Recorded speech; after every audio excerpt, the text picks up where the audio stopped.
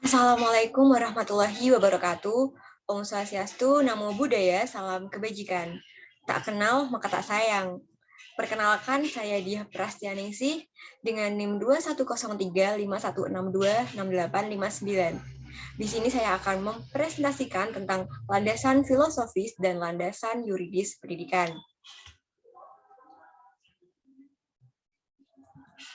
Materi pertama yang akan kita bahas adalah landasan filosofis pendidikan. Landasan. Di dalam Kamus Besar Bahasa Indonesia, istilah landasan diartikan sebagai alas, dasar, atau tumpuan. Berdasarkan pernyataan tersebut, istilah landasan sendiri sering dikenal dengan tumpuan.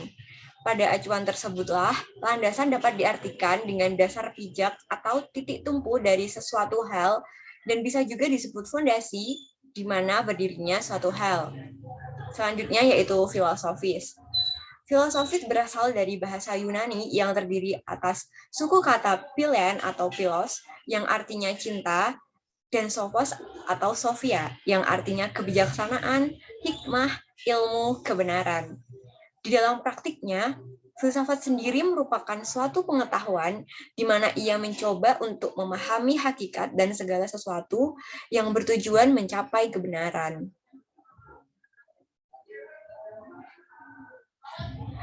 Berdasarkan kedua penjelasan di atas, dapat diketahui bahwa landasan filosofis pendidikan merupakan pemikiran atau asumsi dari filosofis di mana akan dijadikan titik tumpu ataupun dasar pijak di dalam studi maupun praktik pendidikan.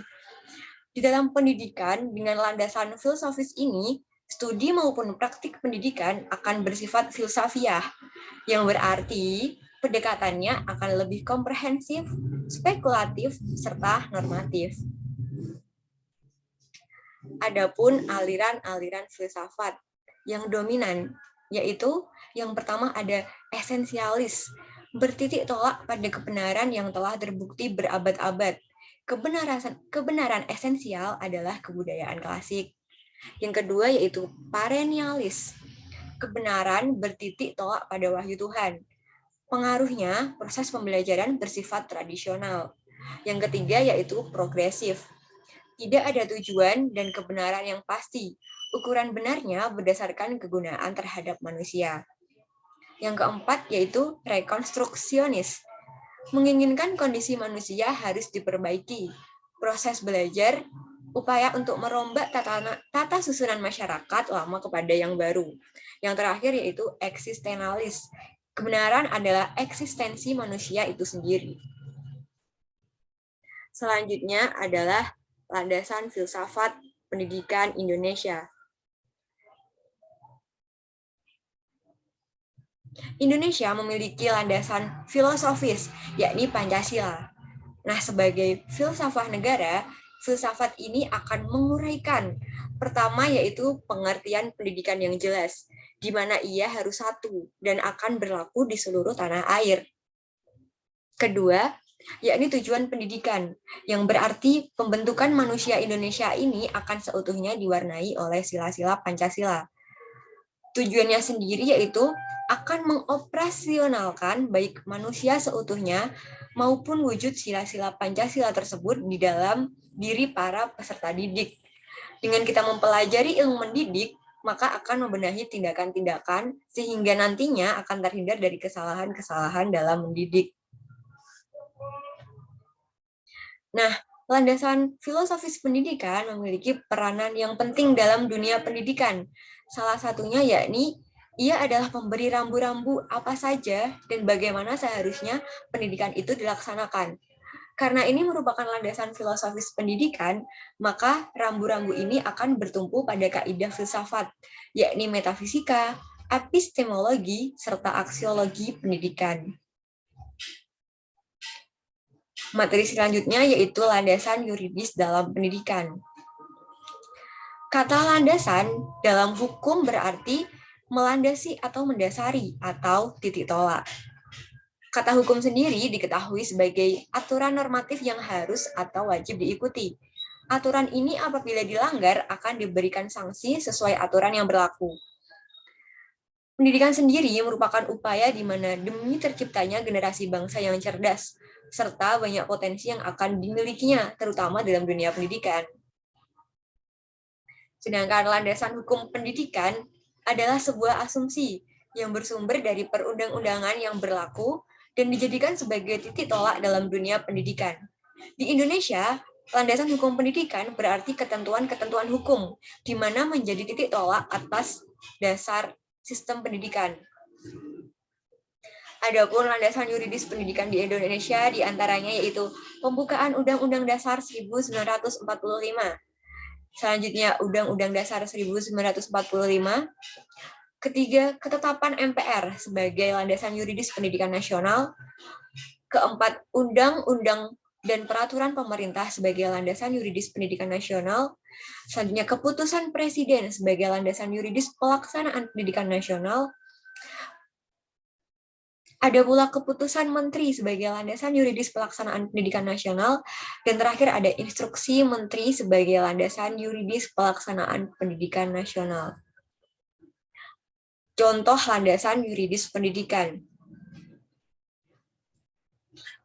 Contoh landasan yuridis pendidikan Indonesia dalam Undang-Undang Dasar 1945 yaitu Undang-Undang Dasar Republik Indonesia tahun 1945 yang telah diamandemen pada pasal 31 tentang pendidikan nasional mengamanatkan pasal 31 ayat 1, setiap warga negara berhak mendapatkan pendidikan.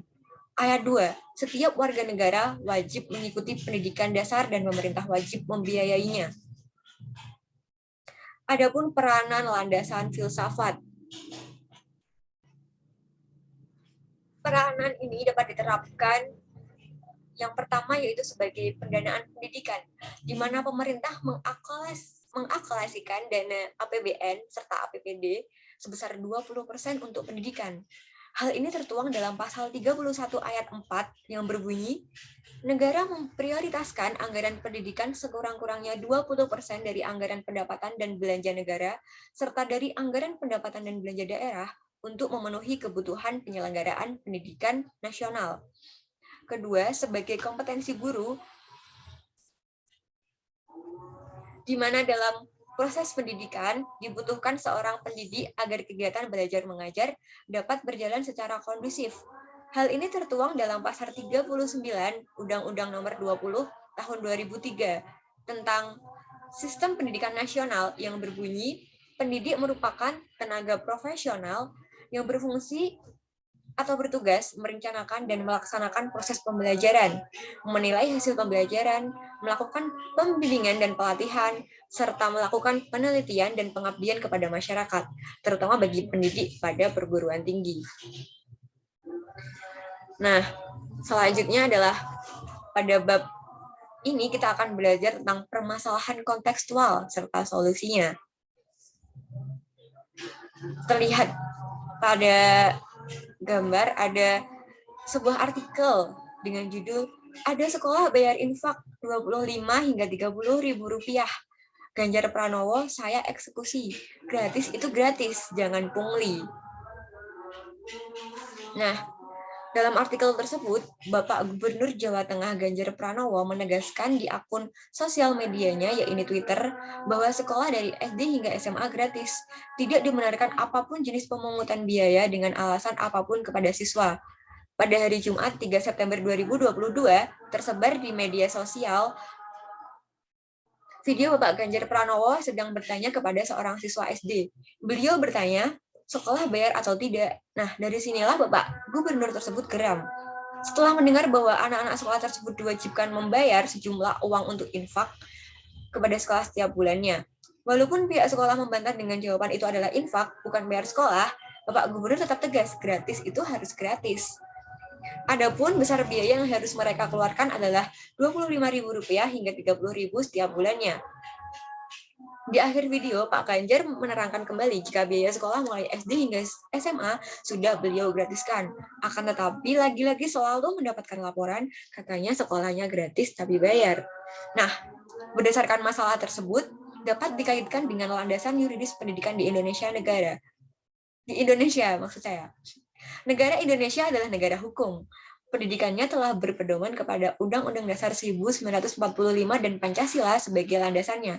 Oleh karena itu, landasan hukum dalam pendidikan dengan permasalahan di atas patut dipertanyakan.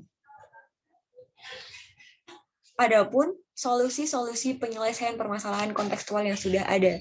Nah, landasan yuridis pendidikan Indonesia, yakni Undang-Undang Dasar 1945, mempunyai solusi terkait masalah di atas, di mana sudah dijelaskan dalam Undang-Undang Dasar 1945 pasal 31 ayat 2 yang berbunyi, setiap warga negara wajib mengikuti pendidikan dasar dan pemerintah wajib membiayainya.